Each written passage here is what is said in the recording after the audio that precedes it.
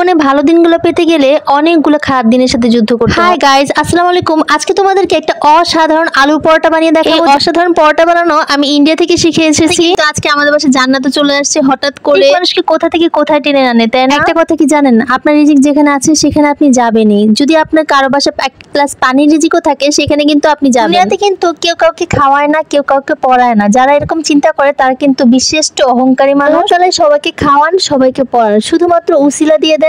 আর সেই মানুষ যদি অহংকারী হয়ে যায় তাহলে আস্তে আস্তে সে ধ্বংসের দিকে চলে যায়। আপনি যদি কাউকে খাওয়ান বা পড়ান তাহলে মনে রাখবেন আল্লাহ তাআলা তার রিজিকটা আপনার উপরে ফেলে রেখেছে। সত্যি কথা বলতে কি জানেন, কেউ কারো রিজিক খেতে পারে না। যার রিজিকে যতটুকু আছে সে ততটুকুই পাবে। বিশ্বাস করে কয়জন, তাই না? কেউ তো মনে করে যে আমি খাওয়াচ্ছি, আমি পড়াচ্ছি, মানে আমি করতেছি, আমার টাকা শেষ হয়ে গেল, আমার সবকিছু শেষ হয়ে গেল। আপনার কাছে সে আছে বলেই হয়তো আপনার ইনকামটা এতটুকু হচ্ছে, নইলে হয়তো আপনার ইনকাম আরো কম থাকবে। যাই হোক, এসব কথা নাই বলে আজকে আমার আলু পরোটা স্পেশাল ভাবে বানিয়েছি। এভাবে যদি তোমরা আলু পরোটা বানিয়ে কাউকে খাওয়াও তাহলে সে তোমার বাসা থেকে যেতেই চাবে না। যেরকম ক্রিস্পি হয়েছে সেরকম আলুতে ভরা আলুর পরোটা। সবাই এটাকে আলু কা পরোটা নামে চিনি। আলু কা পরোটা হচ্ছে কি ইন্ডিয়ানদের সবচেয়ে মোস্ট ফেভারিট খাবার। আমি একটু আলু পরোটা খাচ্ছিলাম আলু ভাজি দিয়ে, আন্টি এটা পাঠিয়েছে। আর এই পরোটাটা কিন্তু আমি হালকা একটু তেল, লবণ আর নরমাল পানি দিয়ে গুলিয়ে নিয়েছিলাম। মানে আটাটা আমি নরমাল পানি দিয়ে গুলিয়েছি আর তেল লবণ দিয়ে দিয়েছি। 15 মিনিট রেখে দিয়েছিলাম, তারপরে এটা বেলতে শুরু করে দিয়েছি। তারপরে এটাকে বেলতে বেলতে একটু মানে মোটামুটি বড় করেছি। আমি অনেক বেশি বড় পছন্দ করি না, মোটামুটি বড়টা খাই। পরোটা আমার সবসময় মিডিয়াম সাইজটাই পছন্দ। এইটা হচ্ছে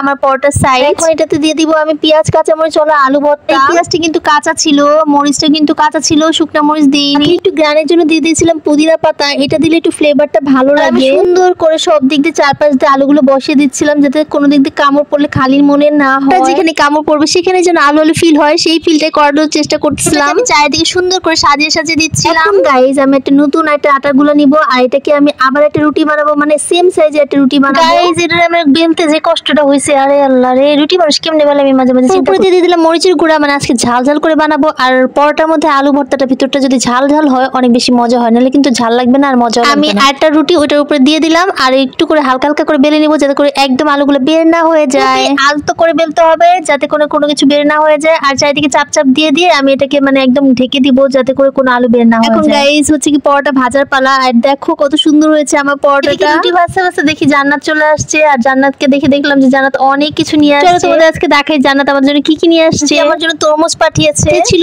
2 বক্স সিন্নি খিচুড়ি, মানে আন্টিদের বাসায় একজন খিচুড়ি রান্না করে। আর এটা ছিল আলু ভাজি আর হচ্ছে ঢেঁড়স ভাজি। আন্টির হাতে আলু ভাজিটা অনেক মজা হয়, এর জন্যই পাঠিয়ে দিয়েছে আমার জন্য। এই যে দেখো অনেকগুলো খিচুড়ি। আর এটা ছিল মানে মিক্সড খিচুড়ি, ওদের বাসায় একজন রান্না করে, অনেক বেশি মজা হয়, প্রতি বছরে আমাদেরকে দেয়, আজকেও দিয়ে গিয়েছে। পাঠিয়েছে কাঁঠাল ভাজি দিয়ে লতির তরকারি, এটা আমার আম্মুর অনেক ফেভারিট আর কি। এই যে একটা বক্স, এখানেও কিন্তু খিচুড়ি ছিল। যখনই কোনো কিছু খায় তখনই আমাদের কথা মনে করে, আমাদেরকে পাঠানোর চেষ্টা করে। অনেক অনেক ধন্যবাদ এত মজাদার খিচুড়ি পাঠানোর জন্য। এইটা হচ্ছে আমার টেবিলের অবস্থা, মানে কিছু গুছাইতে পারি নাই, সবকিছু এলোমেলো হয়ে আছে। মানে কোথায় কোনো জায়গায় একটু খালি জায়গা নেই যে কিচ্ছু রাখবো। তরমুজ খেতে অনেক বেশি ভালো লাগে, কেন যেন দিলটা জুড়ায় যায়। এখানে আমার পরোটা বানানো শেষ, এখন আমি এটাকে ভাজতে নিয়ে যাবো। কিন্তু নরমালি ভাবে ভাজতে হবে, মানে হালকা হালকা করে ভেজে তারপর একটু গরম হয়ে গেলে ওটাতে অল্প অল্প করে তেল দিয়ে দিতে হবে সাইড। এটা ছিল অনেক বড় বেশি হয়ে গেছিল। এই পরোটাটা আম্মু বানিয়েছে। আম্মু একটু বড় বড় পরোটা খেতে পছন্দ করে, আর এটা ছিল আমার হাতের পরোটা। আমি এরকম ছোট ছোট পরোটা খেতে পছন্দ করি। পরোটা কালারটা এত সুন্দর আসছিল, মানে কি আর বসবো, একদম দেখি খেতে ইচ্ছা করতেছিল। তো আজান দিয়ে দিয়েছিল, একদম মুচমুচে হয়েছিল আমাদের পরোটাটা।